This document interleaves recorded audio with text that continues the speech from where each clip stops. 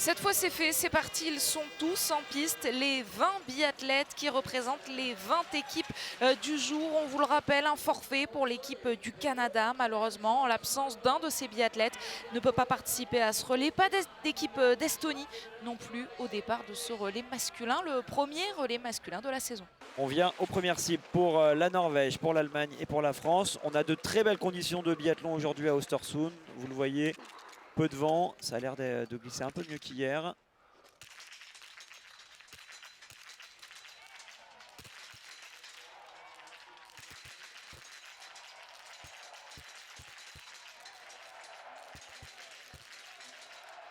Conséquence, ça tire vite. Et peut-être que la Suède va pouvoir ressortir. Eric Perrault avait commis une erreur, oui, mais il avait tiré vite. Il va donc pouvoir ressortir maintenant avec le Norvégien.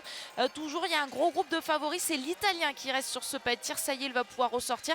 L'Allemand, en revanche, coince.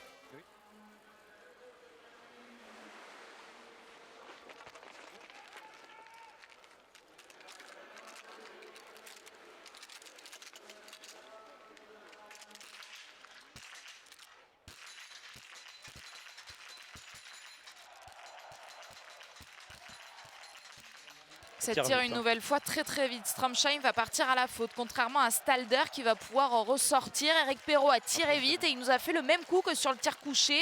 Une faute, mais grâce à sa vitesse de tir, il peut repartir avec ceux qui ont réalisé le plein. Ouais, ils sont impressionnants, hein, le Français et le Norvégien, sur leur vitesse de tir. Ça tire très vite. Ils ont le temps de faire une balle de pioche et ils ressortent avec ceux qui ont fait des sans faute. Sur les skis, il est solide. Excellent, bravo Eric. On attend la même chose désormais du deuxième relayeur, Émilien Jacquelin. Ça y est, le relais est passé, il va pouvoir partir. Burkhalter, son nom s'affiche à droite de votre écran. C'est le relayeur suisse. Il y a les Américains derrière, l'Autrichien. Il y a une quinzaine de secondes. Il y a donc les grosses nations, l'Allemagne et la Norvège qui prennent le départ.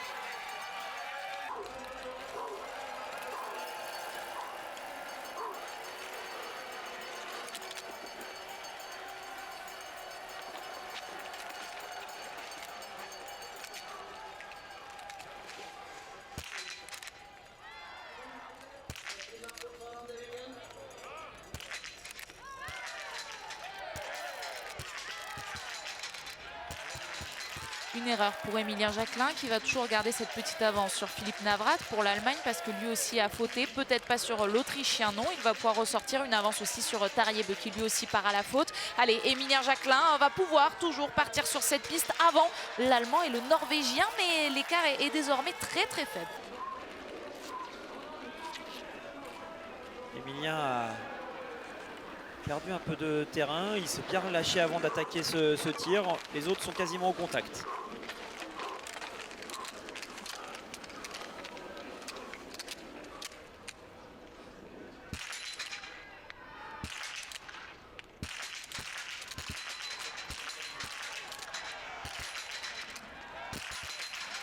La stratégie d'Émilien de tirer vite au moins ses 4 premières balles, ce qui laisserait peut-être le temps. Mais non, Simon Eder va pouvoir ressortir à le rond. C'est l'Autrichien et pas le plus rapide sur la piste. Ah, il y a eu quelque chose sur la 5e balle d'Émilien. Allez, il faut la mettre celle-ci, repartir à quelques secondes d'eux qui viennent de partir. C'est bon. Allez Émilien, essayez de revenir au contact de l'Allemand et du Norvégien qui ont fait des efforts assez importants depuis le début. C'est Tarieb pour l'instant qui ressort juste devant l'Allemand. Fabien Claude va se mettre en place. Fabien Claude va attendre Émilien Jacquelin. Allez, ça va partir très vite. Ça justement c'est bien qu'il y ait l'Autriche finalement entre les deux, entre le groupe de devant, enfin le duo de devant et Fabien. Ça va lui donner un objectif à court terme, vraiment essayer de revenir tout de suite sur Leitner.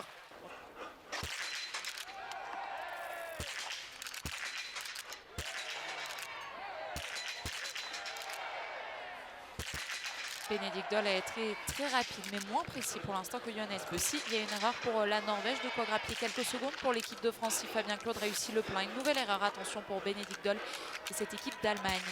C'est Johannes Bö qui va pouvoir ressortir le premier avec l'utilisation d'une seule balle de pioche et Benedikt Doll va essayer de lui emboîter le pas tout de suite.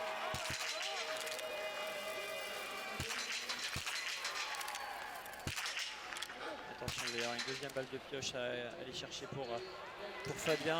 Alors même si on sait que le dernier Autrichien est quand même plus faible, on a envie de continuer de voir cette équipe de France d'être en proximité de la victoire. Pourquoi pas? Allez, il va y avoir toujours au moins 20 secondes de retard donc pour l'Autriche. C'est pile 20 secondes et un peu plus forcément pour cette équipe de France qui aura perdu quelques secondes sur ce tir. Que Johannes Kuhn ne soit pas un bon biathlète, mais il a terminé 17e lui, de l'individuel. Ça, ce sera dans quelques minutes. D'abord, on va se concentrer sur le dernier tir des troisièmes relayeurs. C'est un tir debout.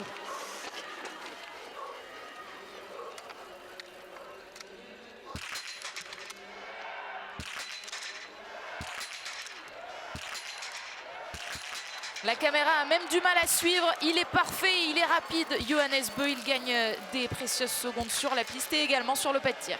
Il se lâche, il engage comme un fou, ça passe. Ça va faire exploser cette course. Et Christiansen va se retrouver avec une sacrée avance au moment où il va prendre le relais. Bénédicte Doll sous la pression de Fabien Claude. Il n'a plus le droit à l'erreur. Une dernière balle de pioche mise dans son canon. Il faut absolument la mettre au risque d'aller sur la note pénalité. C'est bon, c'est fait. Bénédicte Doll et l'équipe d'Allemagne sera toujours deuxième derrière la Norvège. Magnifique attitude de la part de Fabien Claude malgré cette toute première balle. Peut-être se défaire de l'Autriche. Oui, il va y arriver. Il va ressortir avant Félix Leitner. Allez, passage de relais à 47 secondes. Hein, c'est pas mal ce dernier tour de la part de Fabien. Il était ressorti avec 44 secondes de retard sur Johannes Bö quand il est parti du tir. Il passe le relais à 47 secondes. Il n'a perdu que 3-4 secondes sur Johannes Bö dans le dernier tour. C'est très bien. C'est chouette. Il s'est retrouvé avec sa deuxième ou sa troisième balle vraiment sur le bord gauche. On aurait pu se dire tiens attention, est-ce qu'il va dérégler la machine? Et non, finalement il a réussi à retrouver le centre. Allez, Quentin lui se retrouve avec l'Allemand. Attention de ne pas se faire avoir dans cette confrontation.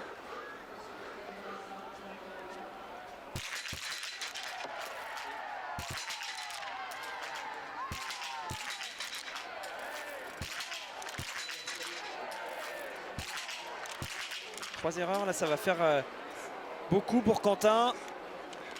Pas le droit à l'erreur.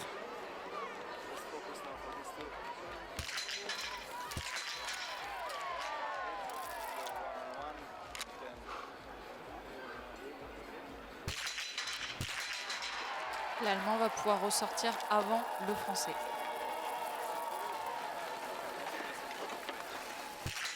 Et Quentin Fillon-Maillet sauve les meubles. On a tremblé avec lui, on a retenu notre souffle. Mais Quentin Fillon-Maillet va pouvoir ressortir la France. Et toujours sur ce podium, ouais, le gros ouf. Ouais.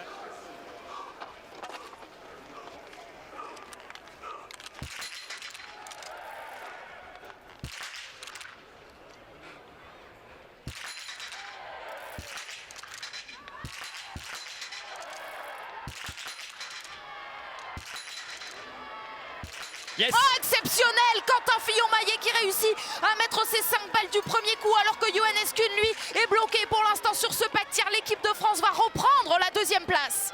On reverra peut-être le bruit de la première balle de Quentin. Elle était peut-être limite, mais ça bascule avec ce magnifique 5 sur 5. Il laisse sur place Johannes Kuhn. L'analyse de Fabien était parfaite. Quentin, bon tireur debout, il nous le prouve. C'est un peu plus dur pour l'Allemand qui va en plus terminer sur la note pénalité. Celui qu'on n'aime pas trop, celui auquel il va peut-être ou non falloir s'habituer, celui d'une victoire de la Norvège avec Vetle Christiansen qui passe la ligne d'arrivée tranquillement en première position. Victoire devant une belle équipe de France qui fait plaisir sur cette arrivée de Quentin. Et Quentin Fillon-Maillet qui se fait plaisir lui aussi sur cette arrivée, qui harangue la foule. Quentin Fillon-Maillet qui nous a offert un dernier tir debout exceptionnel. Quel spectacle sur le pas de tir!